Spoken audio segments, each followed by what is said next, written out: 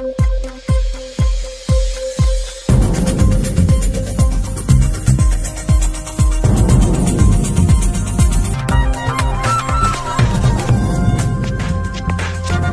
Media సమావేశానికి ఇచ్చేసినటువంటి మా మీడియా మిత్రులందరికీ కూడా ఇంకా హృదయపూర్వకంగా నమస్కారం తెలియజేస్తున్నా.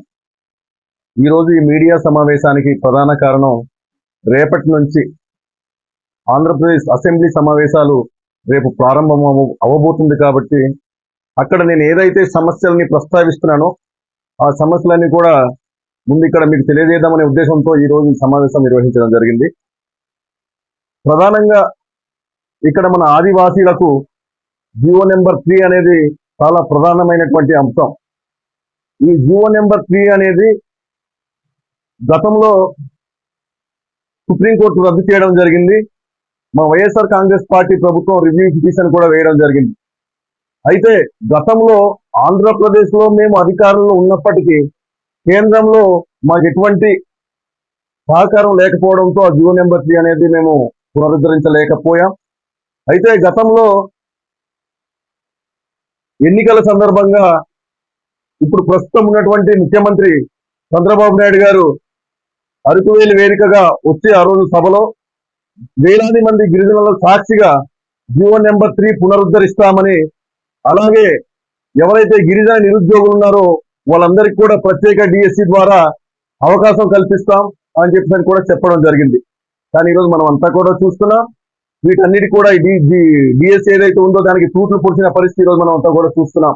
దీని గురించి ఖచ్చితంగా ప్రస్తావిస్తానని చెప్పేసి ఈ సందర్భంగా తెలియజేస్తున్నాను. అలాగే ఇప్పుడు 170 యాక్ట్ ప్రధానంగా ఇక్కడ సమస్య ఒకటి ఎదురవుతుంది.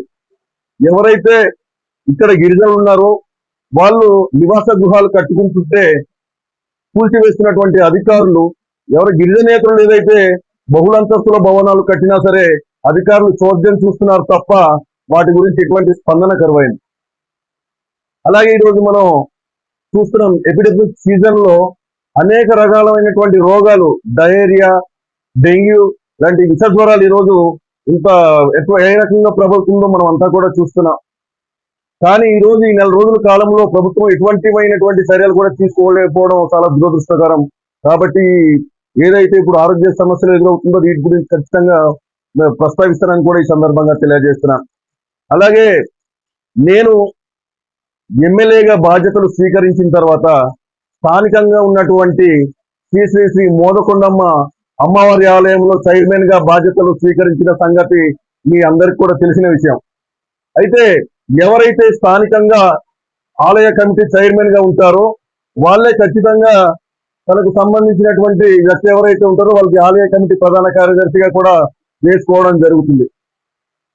ఈరోజు కమిటీ కూడా ఏదైతే మండలం స్థానికంగా ఉన్నటువంటి గ్రామ దేవత కాబట్టి ప్రధానంగా గ్రామంలో ఉన్నటువంటి పెద్దలైతే ఎవరైతే ఉన్నారో వాళ్ళందరినీ సంప్రదించి ఆ కమిటీని కూడా వేసుకోవడం జరుగుతుంది. కానీ ఈ మధ్య కాలంలో గతంలో ఎమ్మెల్యేగా మా వైఎస్ఆర్ కాంగ్రెస్ పార్టీ ఎమ్మెల్యేగా గెలిచి మాకు పార్టీ ఫిరాయించి టీడీపీలోకి వెళ్ళిపోయినటువంటి గిడ్డీశ్వర్ గారు మతి భ్రమించి మాట్లాడుతున్నారు. ఈరోజు గతంలో 2014లో ఆవిడ ఎమ్మెల్యేగా గెలిచిన తర్వాత అప్పుడు టీడీపీ పార్టీ అధికారంలో ఉంది, అప్పుడు ప్రతిపక్షంలో ఈవిడ ఉన్నప్పటికీ ఈవిడ వేసినటువంటి ప్రధాన కార్యదర్శి ఆ 5 సంవత్సరాలు కూడా కొనసాగిన సంగతి మన అందరికీ తెలుసు. కానీ ఈరోజు మాట్లాడుతున్నారు, మేము అధికారంలో ఉన్నాం కాబట్టి మేము చెప్పిన వ్యక్తికే ఆలయ కమిటీ ప్రధాన కార్యదర్శిగా నియమించాలి, మేము చెప్పిన వ్యక్తులకే ఇక్కడ కమిటీ మెంబర్స్ గా కేటాయించాలని చెప్పని ఈరోజు మాట్లాడుతుంటే చాలా ఈ దెయ్యాలు వేదాలు వల్లించినట్టుంది. ఈరోజు అమ్మ గిడ్డీశ్వర్ గారు, మీరు తెలుసుకోండి, 2 సార్లు మీకు ఓటుతో బుద్ధి చెప్పారు ప్రజలు, మీరు మారండి. ఇక్కడ గిరిజన ప్రాంతంలో వ్యక్తిగతంగా అభిమానించే వ్యక్తులు ఉంటారు, పార్టీకి అభిమానించే వ్యక్తులు ఉంటారు. కానీ మీరు ఒకటి గమనించి ముందుకెళ్లాలని చెప్పేసి కూడా మీకు తెలియజేస్తున్నాం.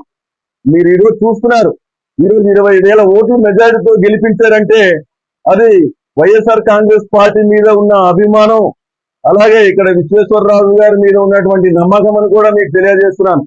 గిడ్డీశ్వర్ గారు, మీరంటే మాకు గౌరవం ఉంది, మా మాజీ శాసనసభ్యులుగా మిమ్మల్ని ఎప్పుడు కూడా గౌరవించుకుంటాం. దయచేసి ఆ గౌరవాన్ని మీరు ఎప్పుడు కాపాడుకోండి తప్ప దయచేసి ఇలాంటి దిగజారుడు మాటలు కానీ ఇలాంటి దిగజారుడు కార్యక్రమాలు కానీ చేపట్టొద్దని కూడా ఈ సందర్భంగా తెలియజేస్తున్నాను. మీరు ఒకటి గమనించాలి. ఈ రోజు ఏ రోజు కూడా పొరపాటున కూడా మా గ్రామ దేవత శ్రీ మోదకొండ అమ్మవారిని రాజకీయంగా చూడలేదు. కేవలం అభివృద్ధి కార్యక్రమాలు చేపట్టాలి, రేపు అమ్మవారి ప్రతిష్టను ఇంకా పెంచే విధంగా ఉండాలని చెప్పి అనుకుంటున్నాం తప్ప మీలాగా ఎటువంటి ఇలా రాజకీయ లబ్ధి కోసము లేకపోతే పదవుల కోసము ఇటువంటి చర్యలు కూడా మేము చేపట్టట్లేదని కూడా ఈ సందర్భంగా తెలియజేస్తున్నాం.